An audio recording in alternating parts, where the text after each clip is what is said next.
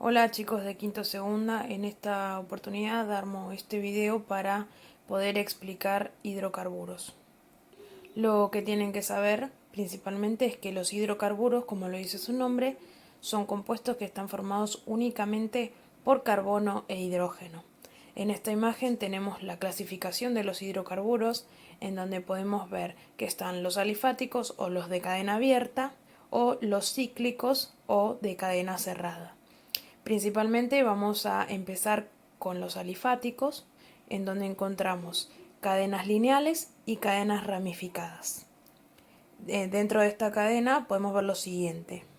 Dentro de los hidrocarburos lineales tenemos los alcanos, los alquenos y los alquinos. Ahí vemos tres ejemplos arriba en la imagen, y lo principal que tienen que saber de esto es que la diferencia entre uno y el otro es el tipo de enlace que los une. Los alcanos tienen enlace simple entre los carbonos, los alquenos tienen enlace doble entre sus carbonos y los alquinos tienen enlaces triples. Eso es lo más importante que ustedes tienen que recordar cuando tratan de clasificar este tipo de hidrocarburos. En esta imagen podemos ver distintos ejemplos de alcanos y bueno, lo principal que tienen que recordar es el alcano es el que tiene enlace simple entre sus carbonos. Vamos a empezar a hablar un poco de nomenclatura. En este caso empiezo a hablar de nomenclatura de alcanos, pero hay ciertas reglas que las siguen tanto los alquenos como los alquinos. Lo principal que tenemos que tener en cuenta es lo siguiente. Cuando uno se encuentra con una estructura de este tipo, lo primero que tiene que hacer es identificar la cadena principal. Y esta va a ser la que tenga mayor cantidad de carbonos. En esta imagen que yo tengo acá es la que está recuadrada con verde. Si ustedes cuentan, son 6 carbonos en total. Entonces ustedes tienen que empezar a contar desde los distintos ángulos para ver cuál es la más larga. En este caso es una cadena lineal, pero no siempre la lineal es la cadena principal. Eso hay que tenerlo en cuenta. Bueno, después de eso lo que tenemos que hacer es identificar las ramificaciones. En este caso tenemos 3 ramificaciones, 2 ramificaciones de un carbono y una de 2 carbonos que están recuadradas en celeste.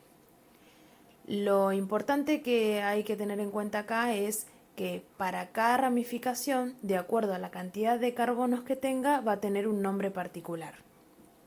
Bien, y después de esto hay que designar cuál es el carbono 1 de mi cadena principal. ¿Cómo voy a designar esto? Tengo que mirar. Tengo dos extremos.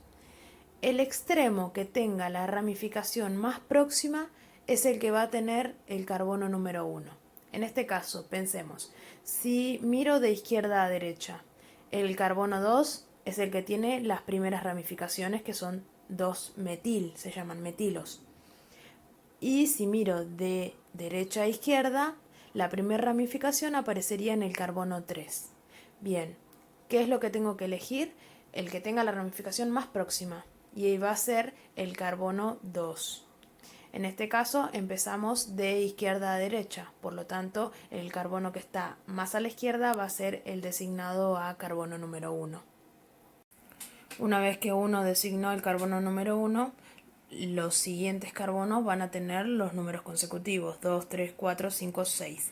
En este caso, la cadena principal es de 6 carbonos, o sea que el carbono que tenemos más a la derecha va a ser el carbono número 6.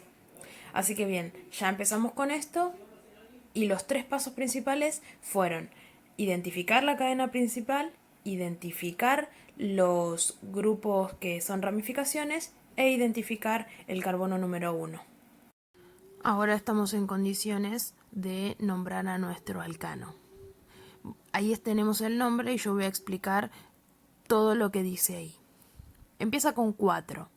Los números lo que representan es el número de carbono en donde está unida la ramificación. 4-etil significa que la ramificación etil está unida en el carbono 4. Después dice 2,2 dimetil.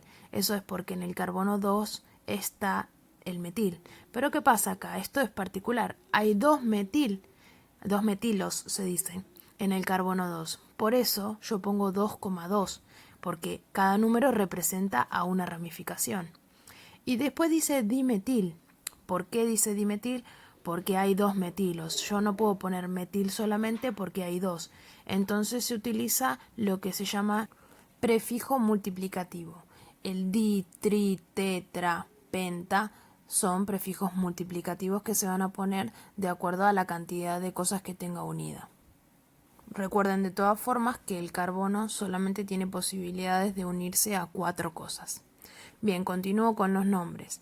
Después de metil dice hexano. Bien, hexano está en color azul y eso representa a la cantidad de carbonos que tiene la cadena principal.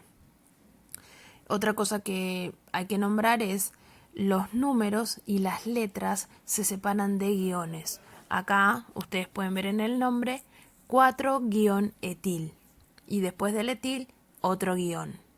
Bueno, eso es porque los números de las letras se separan por medio de guiones y los números de los números se separan por comas.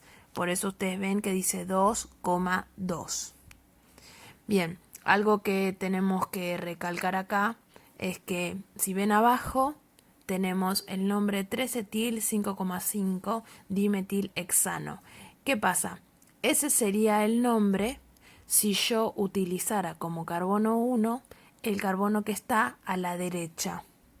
Entonces empezaría 1 ahí y la primera ramificación sería en el carbono 3. Por eso se llamaría 3-etil. Y si ustedes siguen contando, 4 no tiene nada, 5 tiene los 2 metilos de ramificación. Entonces, por eso dice 5,5. Y eso sería un error. En esta imagen lo que pueden observar son los nombres que tienen los alcanos de acuerdo a la cantidad de carbonos que poseen. El primero es cuando tienen un carbono se llaman metano, con 2 carbonos etano y así de acuerdo a la cantidad de carbonos que tengan. Lo mismo sucede con las ramificaciones, solo que en vez de terminación ano tienen terminación il, como metil, por ejemplo. Y para finalizar este video, acá puse 3 ejemplos de alcanos bastante reconocidos o para que ustedes tengan más o menos una idea de cómo pueden ser los ejercicios que tienen que hacer. Espero les haya servido mi explicación. Les mando un beso.